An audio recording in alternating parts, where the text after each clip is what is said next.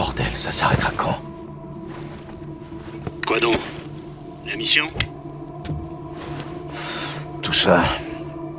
3 ans à essayer de mettre fin à cette merde. 3 ans de trop.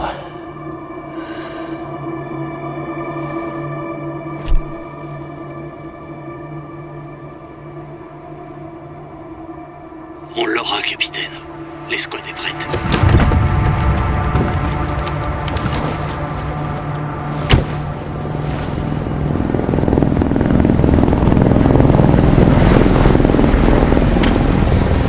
Le BSA est déjà là?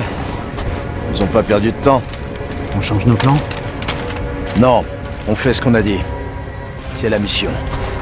L'échec n'est pas une option. On va enfin pouvoir s'amuser, comme au bon vieux temps. On y va. Compris. Il y a une espèce de catastrophe géoplanétaire où certains sont en train même d'avoir des théories.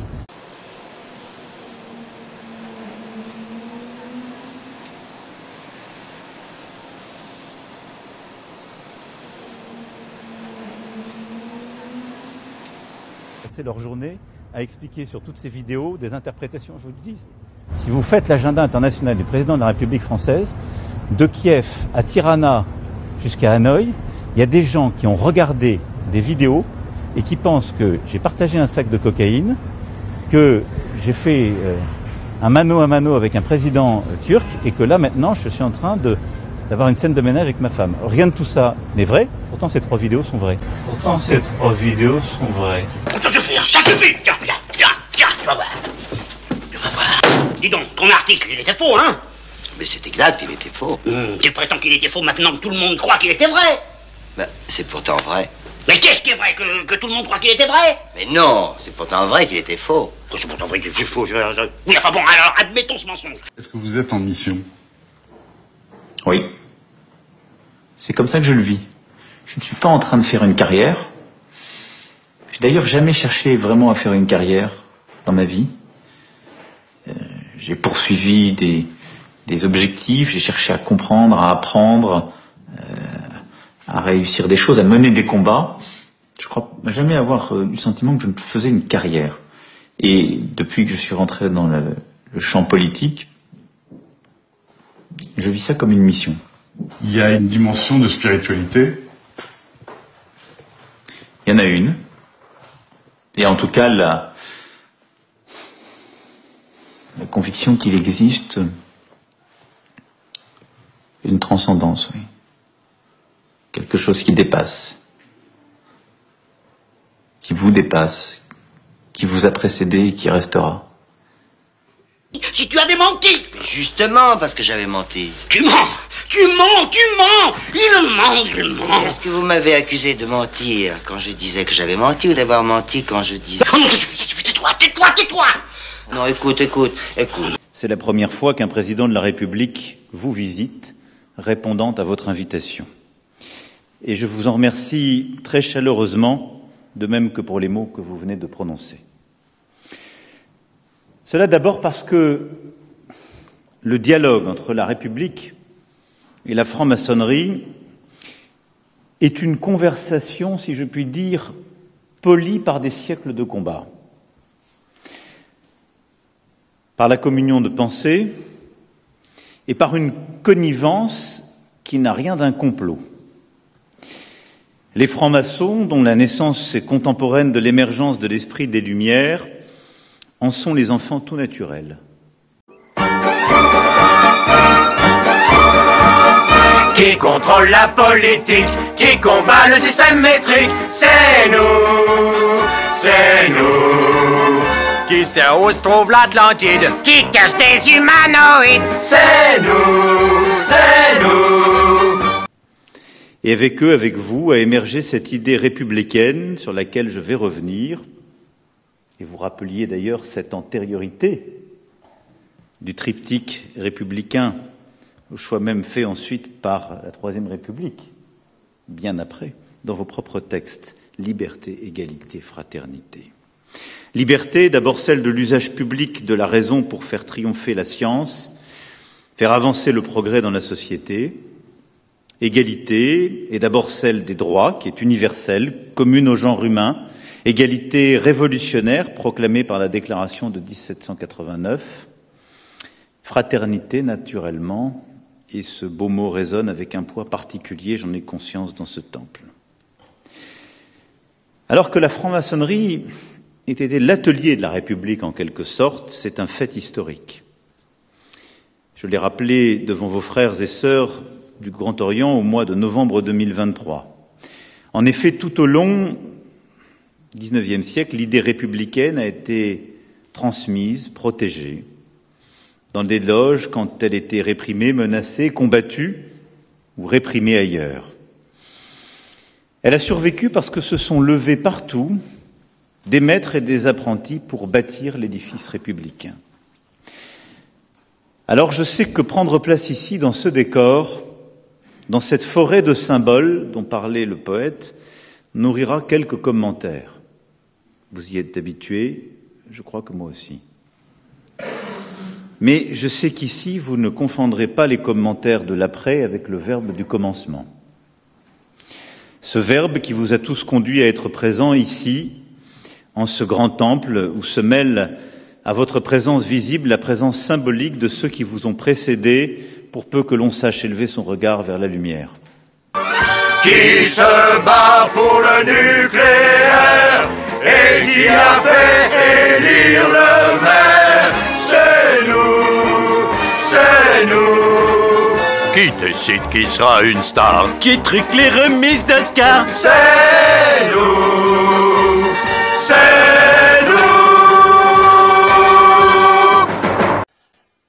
Devant cette situation, il faut que tous les Français comprennent que nous sommes au bord du gouffre. À la France qui veut rester la France, je dis ceci: ne vous laissez plus intimider, ne vous laissez plus culpabiliser, ne vous laissez plus désigner par les incendiaires et les démolisseurs, n'écoutez plus les glapissements des renards rusés qui, la queue enflammée, traversent la forêt, se retournent vers vous en disant c'est vous qui avez mis le feu.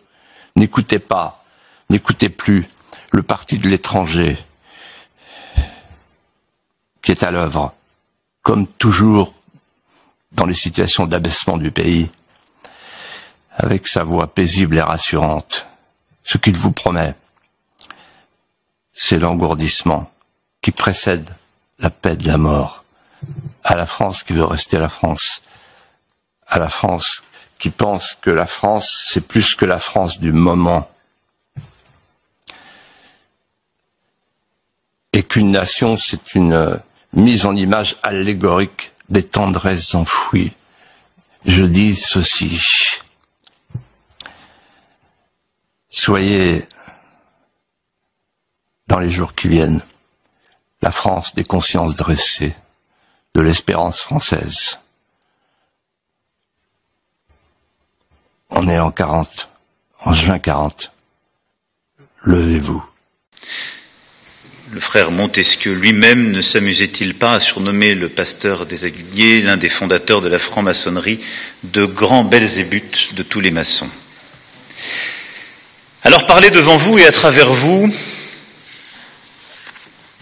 au fond à la nation tout entière, s'avère d'autant plus nécessaire que la franc-maçonnerie est aux avant-postes de la bataille qui importe si nous voulons façonner le siècle pour le bien de l'humanité. Un signe est sans doute le fait que la franc-maçonnerie a toujours été la cible des complotistes, des obscurantistes, qui lui attribuent une influence, la mettant ainsi à l'honneur. Un organe de presse vous a récemment fait procès de vouloir peser sur les débats relatifs à la fin de vie, usant au passage d'une iconographie qui était oubliée depuis Vichy.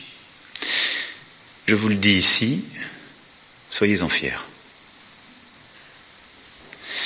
que comme les autres grandes familles spirituelles, les francs-maçons s'emparent de ce débat fondamental, la fin de vie, je le dis aussi ici, est une bonne chose.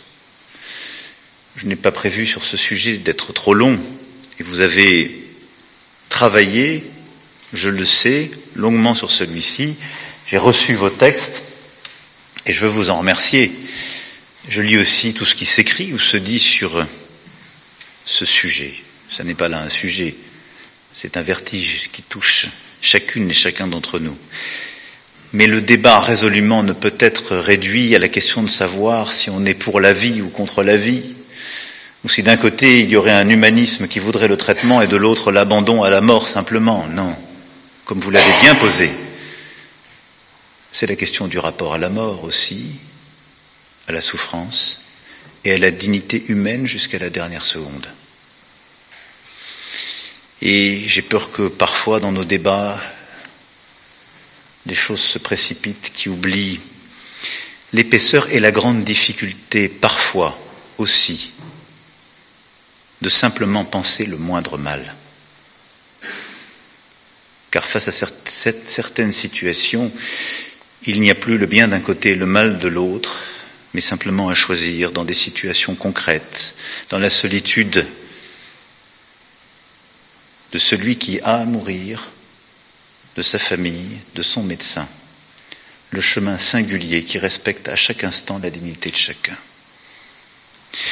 Que les francs-maçons portent cette ambition de faire de l'homme la mesure du monde, le libre acteur de sa vie, de la naissance à la mort, qui peut s'en étonner? Pour ma part, je m'en félicite. Car plus le débat pour la nation sera à ce degré d'intensité et d'élévation, plus le choix des Français se fera éclairer et le consensus large. Mais je faisais référence à ces attaques contre vous, elles ne sont pas neuves. Elles participent d'ailleurs d'un même air du temps où s'exhibent les pulsions de haine, la rage antisémite, la fureur des algorithmes. À travers la franc-maçonnerie, au fond, est visé le projet de révolution et d'émancipation dont vous êtes avec d'autres les gardiens. En effet, s'articule aujourd'hui un projet né aux États-Unis, mais qui essaimera à n'en pas douter ici en Europe et en France, ce projet explicite des Lumières noires qui tendent à effacer l'héritage de 3 siècles au moins de progrès humain pour cheminer et bâtir l'avenir. Redistinguer l'intime du collectif est indispensable, mais bâtir du commun dans nos sociétés suppose en effet d'écouter, de comprendre, de douter, d'échanger. Et ce faisant, de poursuivre le chemin qui est celui de la République, et dès avant lui, je le crois très profondément, celui de la nation française, qui est précisément le chemin du progrès à l'échelle humaine. Très respectable grand maître, et vous tous ici, sous ces colonnes, je crois que j'ai dit. Vive la République et vive la France.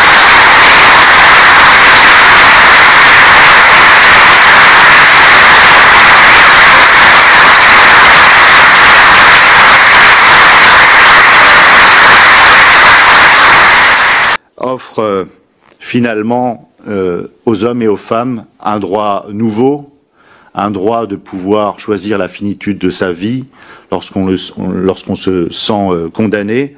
C'est, je crois, historique, et ce sera historique en ce sens que les êtres humains, pendant des décennies, ont émancipé leur propre vie.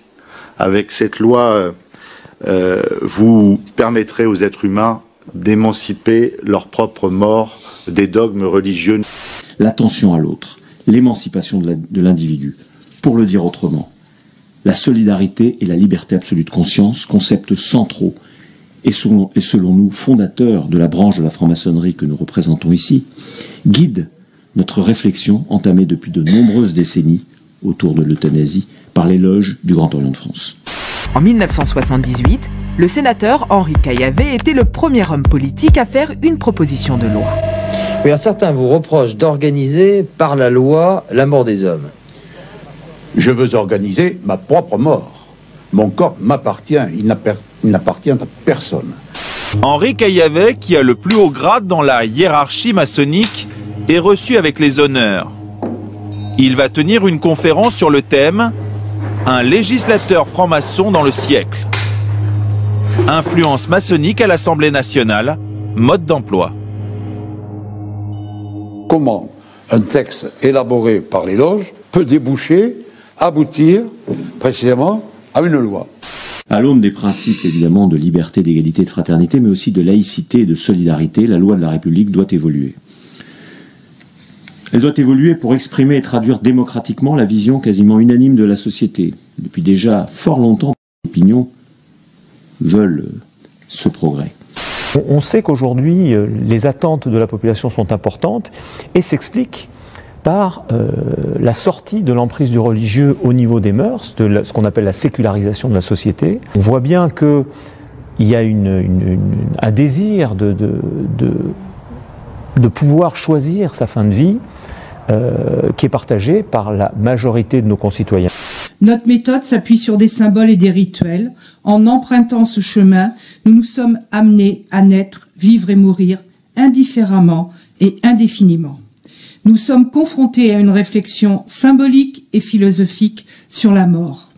C'est l'essence même de notre démarche.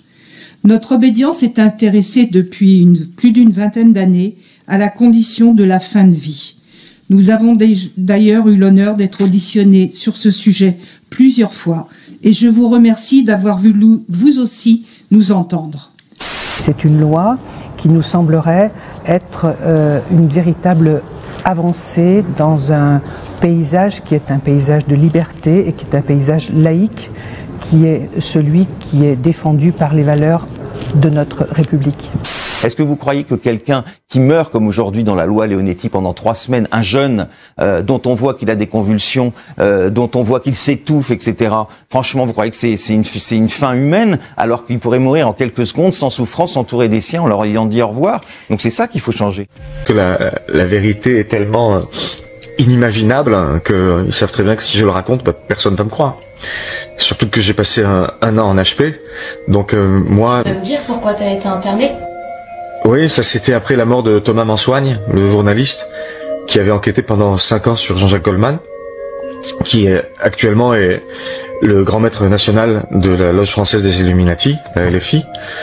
Et comme le parti politique ? Oui, puisqu'en 2015, Goldman et Mélenchon se sont affrontés pour la position de grand maître national, et Mélenchon, n'ayant pas supporté de ne pas avoir été élu, a décidé l'année suivante de nommer son parti avec le même acronyme, comme un pied de nez à Jean-Jacques Goldman. La chanson « Il suffira d'un signe », c'est le serment d'allégeance que Goldman prête aux Illuminati, puisqu'elle sort l'année de son initiation. Et le clip démarre, on voit son ombre, c'est-à-dire sa part sombre, en fait, qui joue de la guitare au milieu des flammes. Et après, dans le reste du clip, on voit son visage, toujours au milieu des flammes, qui fixe la caméra, comme ça, avec le regard très perçant, très sombre, jusqu'à la fin. Les paroles, en fait, sont que des références aux Illuminati. Quand il dit il suffira d'un signe, il fait référence au triangle, le signe des Illuminati. Après, il dit un matin tout tranquille. Là, c'est une référence à la Golden Dawn, l'aube dorée, qui est une société secrète fondée en 1888 en Angleterre. Après, il dit j'aurai tout ce qui brille. Ben là, c'est la promesse de richesse des Illuminati, quoi, le succès. Et après, il dit c'est écrit dans nos livres en latin. Ça, ce sont les livres de magie, qui sont des livres anciens écrits en latin souvent et qui sont utilisés pendant les rituels et pour les sacrifices. Il a aussi montré que Jean-Jacques Goldman était présent à Las Vegas au Caesars Palace avec Céline Dion pendant la fameuse affaire des enfants qu'on avait trouvé égorgés dans les sous-sols de l'immeuble. Thomas Mansoigne, on l'a retrouvé pendu dans sa maison en Lozère. Et sur le torse, il avait cette phrase qui était gravée « J'irai où tu iras ». C'est une référence à la chanson de Goldman et Céline Dion. C'est une manière de dire aux autres journalistes personne ne peut nous échapper, quoi.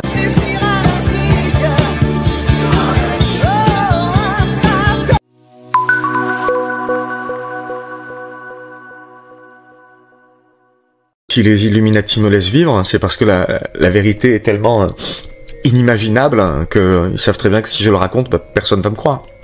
Surtout que j'ai passé un an en HP, donc moi... Tu peux me dire pourquoi tu as été interné?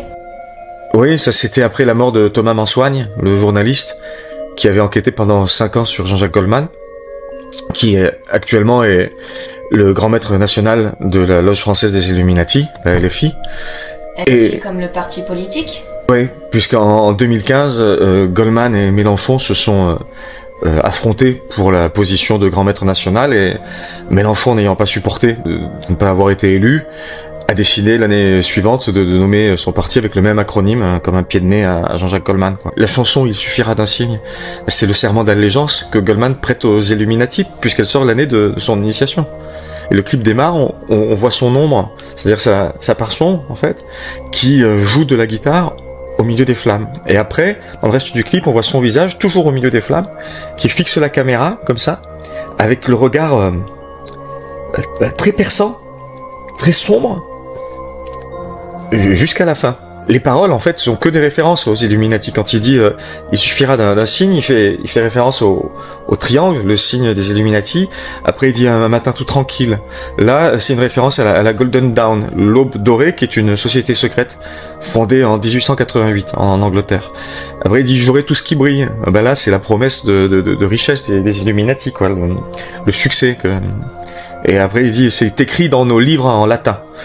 Ça, ce sont les livres de magie, qui sont des livres anciens écrits en latin souvent et qui sont utilisés pendant les rituels et pour les sacrifices. Mais tous les 2 ans, Jean-Jacques Goldman fait un tour de France à vélo. Et il s'arrête à chaque fois dans des maisons d'hôtes, des gîtes, chez l'habitant, quoi, pour bien montrer qu'il est modeste, tout ça. Et en fait, ça, c'est une grande perversité, parce que il est tout le contraire de ça. Ce que Thomas Mansoigne avait découvert et qui s'apprêtait à révéler, c'était que Jean-Jacques Goldman, dans chacune des villes où il s'arrête, en réalité, est là pour visiter une loge en tant que grand maître national. Et dans un périmètre de 10 km autour de chaque ville, il a remarqué que systématiquement, il y avait un enfant, un garçon, et une adolescente qui étaient signalés portés disparus la semaine précédant l'arrivée de Jean-Jacques Goldman. Il a aussi montré que Jean-Jacques Goldman était présent à Las Vegas, au Caesars Palace, avec Céline Dion, pendant la fameuse affaire des enfants qu'on avait trouvés égorgés dans les sous-sols de l'immeuble. Thomas Mansoigne, on l'a retrouvé pendu dans sa maison en Lozère. Et sur le torse, il avait cette phrase qui était gravée « J'irai où tu iras », qui est une référence à la chanson de Goldman et Céline Dion. C'est une manière de dire aux autres journalistes personne ne peut nous échapper. Kay, what is the status of the 300,000 missing children in America? Because I think the Epstein files has everything to do with this, okay? Because we are the #1 child sex and slave trafficking country on the planet. The United States of America, #1 on the planet. So these elites that were identified in these Epstein files and P. Diddy files too. So we probably should add the Diddy files as well. These are Hollywood, corporate, government officials, elites, if you want to call them, that are more than likely on these files. There are both U.S. citizens on there, and there's probably some international players, right? And so the status of the 300 missing, these are not apples and oranges. The 300,000 missing are a number that we know from whistleblowers in the government. And these are children that were brought into this country, and then the government was given, control of them. And then the government turned them over and essentially is in the business of trafficking them. Is it true that you used to babysit Keanu Reeves? Yes. Is it really? Yes. We had a studio that I was recording in, that for 3 hours a day, Mom was still working. I said, I'll take him to the studio. So I take him to the studio. There's a lot of people who may see this interview, a lot of people who may have been big fans of yours 20, 25 years ago who are still living in the world, they don't know Christ. What could you say to them? Well, they're going to eventually know Christ. And I hope it's not too late. Because if you're at the wrong end, at the wrong time, I think, that's going to be tragic, Like maybe talk to somebody struggling with alcohol or drugs and pornography, that sort of thing. Well, sure. I mean, that's what what is the world made up of? It's made up of that. You know, the world doesn't belong to us. The world belongs to Satan. So we're living in that world, and we're bombarded with that every day. So how do we react to that? Well, if you don't have Christ in your life, then you're a victim to it. You know, so I think what we have to do is just be very, very careful about, you know, how we react to the world. You know, we have Christ in our life now, and we have to react to the world humbly. We have to react to the world in a teaching way, and at the same time be humble about it.